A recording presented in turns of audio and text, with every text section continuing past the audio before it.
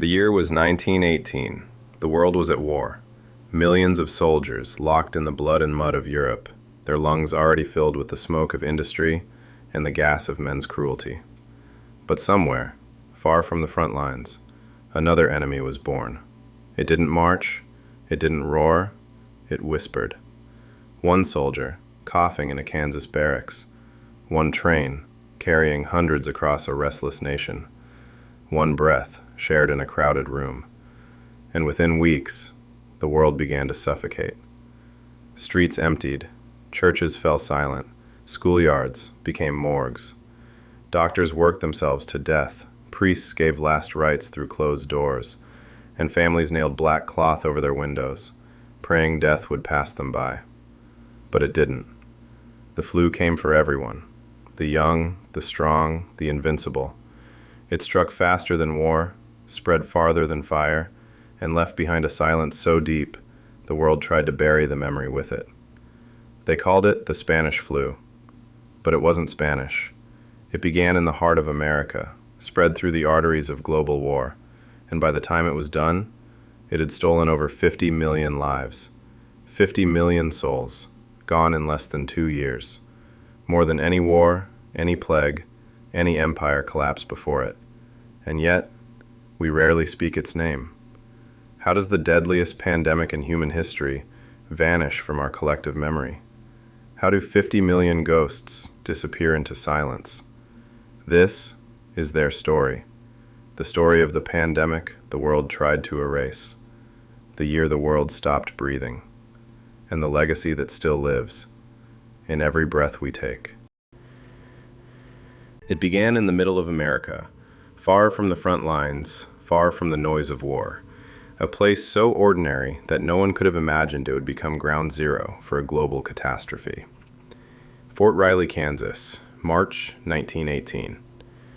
A chill wind blew across the plains as soldiers prepared for deployment. The Great War raged across the Atlantic, and America was eager to prove its strength. The men drilled, laughed, smoked, coughed. No one paid much attention to the coughing. But then, something strange.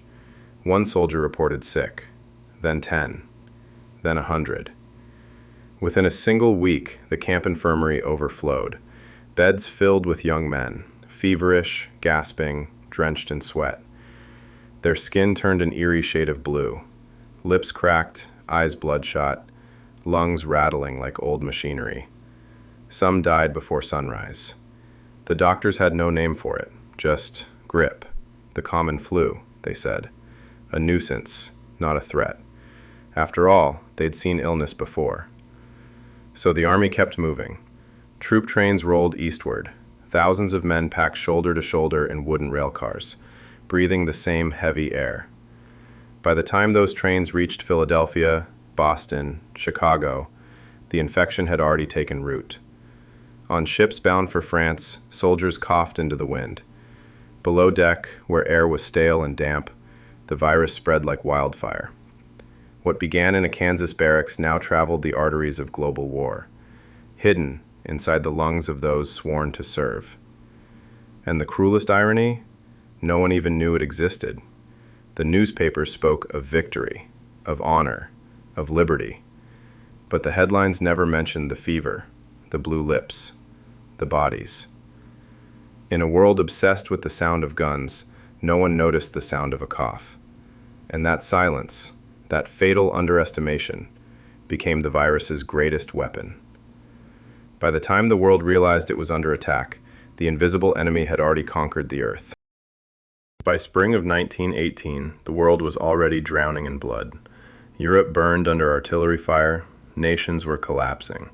And yet, the deadliest weapon of all was silent. Soldiers carried it across oceans, packed into troop ships where coughs echoed through steel hulls. In the trenches of France, men gasped for air, not from gas attacks, but from fever. Still, the war machine marched on. Governments hid the truth.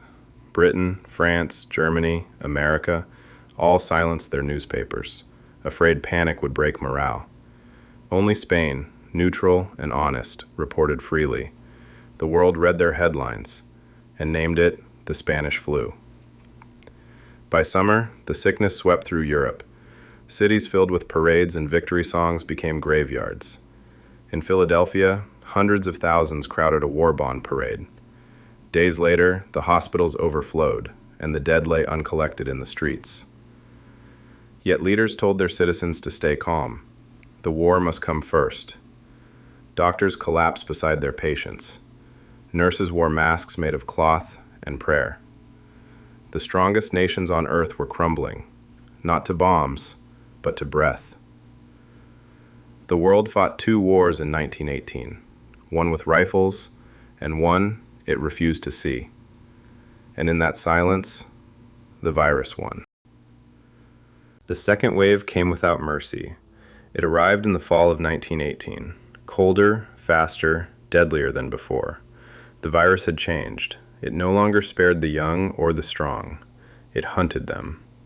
One day, people were walking to work. The next, they were gone. A fever in the morning, blue lips by nightfall. Whole families vanished within days. Cities shut down in panic. Schools closed. Churches emptied. Theaters went dark.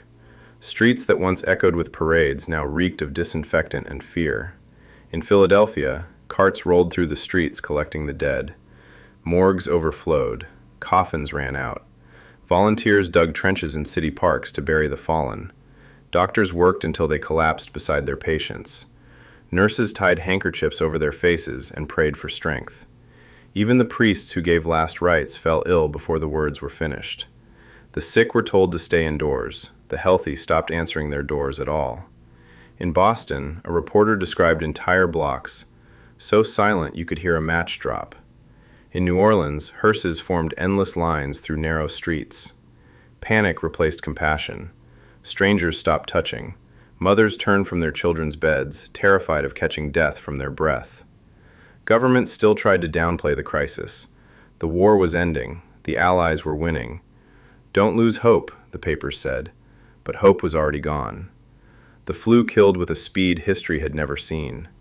Some victims turned so blue that doctors thought they were suffocating from poison gas. Others drowned in their own lungs, begging for air that never came. Hospitals filled faster than they could bury the dead. When the beds ran out, the dying were laid on church pews, stairwells, sidewalks. And through it all, the world kept whispering, "Keep calm, keep working, keep fighting." By November, the Great War finally ended, but the victory parades became funerals. Cheers turned to coughing. Celebration turned to mourning. The guns of Europe went silent, but the sound of death lingered. Because for millions across the world, the war didn't end in 1918. It simply changed its name. While soldiers fought in the trenches, another army was fighting a different kind of war. There were no rifles, no uniforms, no medals, just trembling hands, worn masks, and eyes too tired to close. Doctors, nurses, volunteers, ordinary people standing between humanity and oblivion. Hospitals had become battlefields. Every bed was a front line. In city after city, nurses worked until their feet bled. They slept in closets, in hallways, on floors beside the dying. Some never woke up. Supplies vanished as fast as they arrived. Gauze was rationed. Alcohol ran dry. Masks were made from scraps of cloth soaked in disinfectant and hope. There were no antibiotics, no vaccines, no ventilators, only guesswork and courage. Doctors experimented desperately, injecting patients with quinine, aspirin, whiskey, anything that might save a life. Most of it didn't. Still, they refused to stop. In New York, nurses from every background, students, nuns, even socialites, volunteered to serve. In London, the Red Cross turned churches into wards. In small towns, families became their own doctors, hanging garlic in doorways and burning sulfur in the air. The science was crude, but the spirit, unbreakable. Many of these caregivers died quietly, their names never recorded, their sacrifice buried under the roar of a world desperate to forget. Yet, in their exhaustion and loss, the foundation of modern medicine was born. The pandemic taught scientists what microscopes couldn't yet see, that not all killers had a face, that a virus could slip past every defense known to man. And it forced humanity to confront a truth that still haunts us today, that sometimes the bravest battles are the ones no one remembers. This was the war fought without guns, a war of hands and heartbeats, the forgotten front, where humanity learned the cost of compassion. When the coughing stopped, the silence began. Streets once filled with hearses grew quiet. The smell of disinfectant faded from the air. Families reopened their doors, blinking into a world that felt unfamiliar, thinner somehow, emptier. The war was over. Armistice was signed. Soldiers returned home to parades and music, but many marched past houses draped in black, where no one was left to cheer. And yet, the world seemed determined to move on. Newspapers barely mentioned the flu. Textbooks ignored it. Even the survivors didn't speak of it. Maybe it was grief. Maybe it was guilt, the unbearable weight of living when so many hadn't. Or maybe humanity just needed to believe the nightmare was over. In 1919, cities buried their dead and reopened their theaters. The jazz age was waiting. Champagne, smoke, and rhythm. People wanted to dance again, to forget the bodies piled behind them. Doctors tried to record what they'd learned, but no one wanted to listen. Research funding dried up. Politicians turned their attention to rebuilding economies, not immune systems. And so, the pandemic that killed more than any war slipped into the shadows of history. Survivors carried it silently. The mothers who buried their children, the soldiers who survived gas only to die of fever, the nurses who still woke at night to phantom coughs echoing in their dreams. A generation scarred, but unwilling to look back. The photographs were boxed away. The obituaries grew brittle with time. And somewhere, between the silence and the celebration, the memory of 1918 began to fade. But history has a way of resurfacing, like a virus sleeping beneath the skin of time, waiting for the world to remember. Because what we forget, we are doomed to repeat. And one day, the world would remember, when the next invisible enemy arrived, and the ghosts of 1918 whispered, "We've been here before." Time moved on, but the virus never left. It lingered quietly, not in the lungs of the dead, but in the minds of the living who couldn't forget. In laboratories, in journals, in whispers among doctors who'd seen too much, the 1918 flu became a ghost story in medicine, a warning, mostly ignored, that nature remembers what we do not. Decades passed, scientists advanced, antibiotics were born, vaccines were perfected, and mankind began to believe it had conquered disease itself. But in the soil of forgotten cemeteries, the virus waited, frozen in Alaskan graves, preserved in lung tissue sealed away by time. In 1951, scientists unearthed the remains of a woman buried in permafrost, her body still harboring traces of the 1918 strain. For the first time, humanity could see its ancient enemy face to face, not a myth, but a microbe. The discovery reignited questions that had been buried for 30 years. What made it so deadly? Why did it spare some and slaughter others? In the decades that followed, researchers traced the fingerprints of 1918 across every major outbreak: the Asian flu of 1957, the Hong Kong flu of 1968, the swine flu of 2009. Each carried echoes of the same genetic lineage, the same ruthless efficiency, and yet the lessons of 1918 remained half-learned. When the world faced SARS, Ebola, and eventually COVID-19, we found ourselves repeating old mistakes: denial, confusion, misinformation, and fear. Governments argued while hospitals overflowed. Scientists begged for trust while conspiracy thrived. The same battle, fought a century apart, between truth and denial, compassion and indifference. But there was one key difference this time. We remembered, even if only faintly. Doctors studying COVID cited 1918 constantly, not as history, but as prophecy fulfilled. Social distancing, mask mandates, public health messaging, all born from the ghost of that earlier war. The pandemic of 1918 taught us that science alone isn't enough. It showed that information can save lives, or end them. That leadership matters, that silence kills. A century later, we faced the same invisible enemy under new names. And when the world locked down again in 2020, it was as if the dead of 1918 were whispering through the walls. You should have listened. The legacy of the forgotten pandemic isn't just in medicine, it's in humility, in the knowledge that for all our progress, we are still just as fragile, still just as human. And perhaps that is the truest echo of all. Not the virus itself, but the reminder that history never really ends.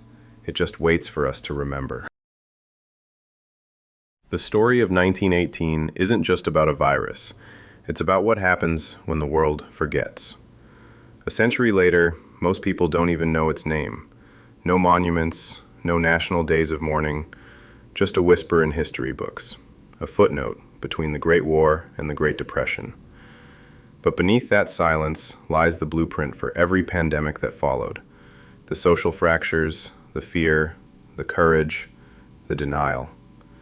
The 1918 flu changed everything, and almost no one remembers it did. It reshaped medicine, forcing the birth of modern epidemiology. It spurred governments to track disease, fund research, and build the foundations of global health. It redefined how cities handled death itself, from morgues to mass graves. Yet none of it came easy. Those changes were written in grief, one obituary at a time. The legacy of 1918 is also written in resilience. The families who survived carried invisible scars, generations shaped by loss they never discussed, haunted by an event they didn't fully understand. Some historians believe that the optimism of the Roaring Twenties, the parties, the music, the frenzy to live, was not celebration, but defiance, a collective scream of, "We are still here." And maybe that's the truest legacy, that even in the face of devastation, humanity always reaches for light. When COVID-19 swept across the globe, those echoes stirred again. Photos of masked nurses, empty streets, fear, isolation, the same questions. But this time, we had something 1918 didn't: memory. The forgotten pandemic was finally remembered. Its ghost rose from the archives, reminding us of who we are and how easily history repeats itself when left untold. Every lesson we learned in the last century, from vaccines to ventilators, was bought with lives we'll never know by name. And so, remembering them isn't just history, it's duty. Because the past doesn't die when the body count stops. It lingers in our systems, our science, our fear. The 1918 flu was forgotten once, but in its silence, it left us a message. Do not bury your memory with your dead. The next time the world falls ill, and it will, memory will be the only cure strong enough to save us. This is the legacy of the forgotten pandemic, not the tragedy of what was lost, but the quiet, enduring power of what remains.